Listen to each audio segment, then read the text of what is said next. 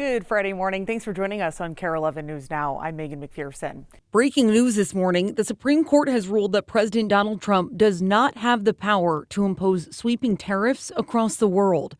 Justices ruling this morning that the president does not have the power under the International Economic Powers Act. Several businesses and states challenged the tariffs, saying the president illegally used emergency powers to set import taxes on goods from nearly every country. Federal officials had argued that act gave Trump the ability to enact the tariffs. The case was taken up very quickly by the court after a request from the Trump administration. Right now, Vance Belter, the man accused of killing Melissa Hortman and her husband, is back in federal court. Belter's scheduled a status hearing this morning will be his first court appearance since November. His trial date has not yet been set, but federal prosecutors have indicated he could face the death penalty if convicted. Belter is accused of killing former Minnesota House Speaker Melissa Hortman and her husband Mark, and of shooting State Senator John Hoffman and his wife Yvette. Now, earlier this week, lawmakers honored the Hortmans on the opening day of the new legislative session, passing a joint resolution in their memory. Governor Walz and legislative leaders from both parties delivered remarks. It also marked Senator Hoffman's first day back at the Capitol. He entered the chamber to a standing ovation and says his return is rooted in gratitude, not obligation. I will not allow that to define us, our lives, or our democracy. What defines us is how we must respond. We have a team inside the courtroom and we'll bring you any developments.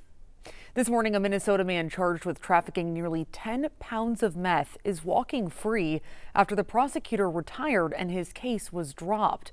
A potential ripple effect from recent federal operations in our state. Corey McKay was set to stand trial in March, facing 25 years. But the prosecutor on the case was one of the 14 federal prosecutors in Minnesota that resigned earlier this year. Instead of that case being transferred, it was dropped. Former Assistant U.S. Attorney Doug Kelly sees this as unintended consequence from Operation Metro Surge, as prosecutors are swarmed with habeas corpus petitions from detainees.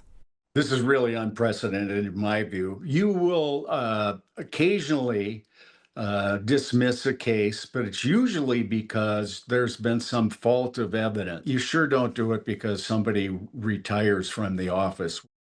The Associated Press reports the Minnesota U.S. Attorney's Office dropped two other drug trafficking cases this year, including one where investigators say they found a man in possession of 7,600 fentanyl pills and 15 pounds of cocaine.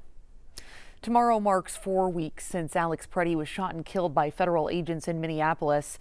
The People's Action Coalition will hold an Ice Out march and rally in remembrance of him. That's tomorrow at 11 at Whittier Park. And this comes as Minneapolis restaurants continue to work through the impact of Operation Metro Surge, with some saying traffic has been cut in half recently. Cynthia Gerdes, CEO of Hell's Kitchen, told leaders at the Downtown Council's annual meeting restaurants need help now, saying they're still paying off a COVID-era loan. Gavin Kaysen, chef and owner of several Minneapolis restaurants, says he sent emails simply asking people to come back and support local business. But what am I going to do? Not send it out and then say something after we have to close? That week, I had heard from 3 restaurateurs who collectively own 21 restaurants who are finding ways to either get a loan or close their shops. And I think the big message is to get out and support restaurants, get out and support small businesses.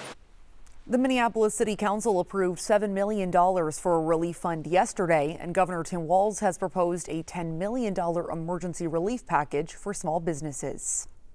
Back here at home, the weather is having a big impact on winter events. The Lake Minnetonka Klondike Dog Derby is now canceled for the 3rd straight year. The event had already been pushed back to March 7th because there wasn't enough snowpack. Now organizers say the recent record highs and rain will make this event nearly impossible to hold. Now to an update this morning on a potential U.S. strike on Iran. President Trump this morning is signaling a delay after sources said it could happen as early as this weekend. We're either going to get a deal or it's going to be unfortunate for them. I would think that would be enough time, 10, 15 days, pretty much maximum.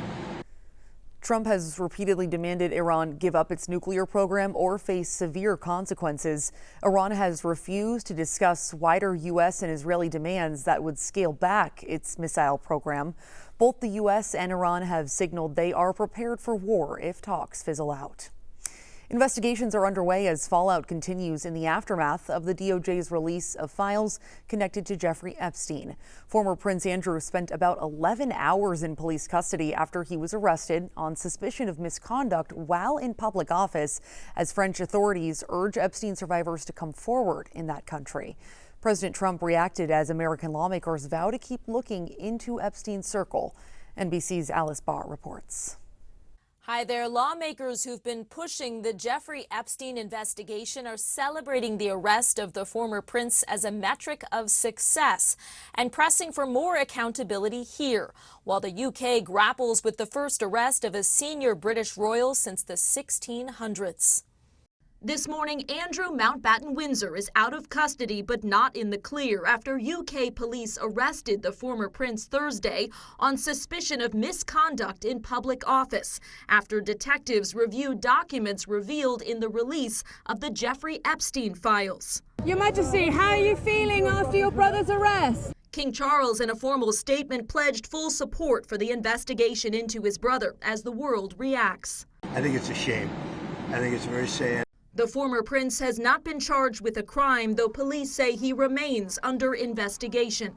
Among the Epstein files the Justice Department released, emails Mountbatten Windsor allegedly sent to Epstein in 2010, appearing to share British government documents following the former prince's overseas visits as a trade envoy. In separate allegations, the late Virginia Roberts Giuffre had for years publicly accused the former prince of sexually abusing her when she was 17, which he denied.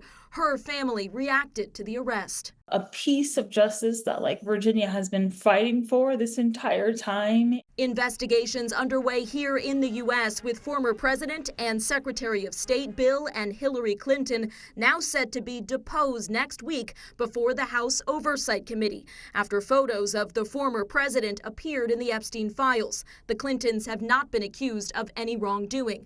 Billionaire Les Wexner appeared before the committee this week regarding his ties to Epstein. He denied knowing about Epstein's crimes and has not been charged. I was conned by the world Olympic all-time con artist. I think that is bogus. Lawmakers promising to keep pushing for accountability. In other developments, officials in New Mexico launching a new investigation into what happened at Zorro Ranch, where Epstein is accused of trafficking and abusing girls and young women. One Epstein survivor now set to be a lawmaker's guest for next week's State of the Union. In Washington, Alice Barr, NBC News. Men's hockey is well underway at the 2026 Winter Olympics in Italy, and with it comes one of the most bitter rivalries in hockey. When the United States and Canada meet on the ice, it's more than a game. And as Alicia shows us, for the U.S., it's a matter of national pride. Really going after it here. It's no secret that NHL hockey is a physical sport, but when players take the ice playing for the United States the gloves are off. And Canada, Here you go. Team USA General Manager Bill Guerin says the message is simple. It's a big rivalry. It's a big, it's a matter of pride. Really good clear. It's a reality players understand well, especially when the red, white, and blue face off with the Maple Leaf.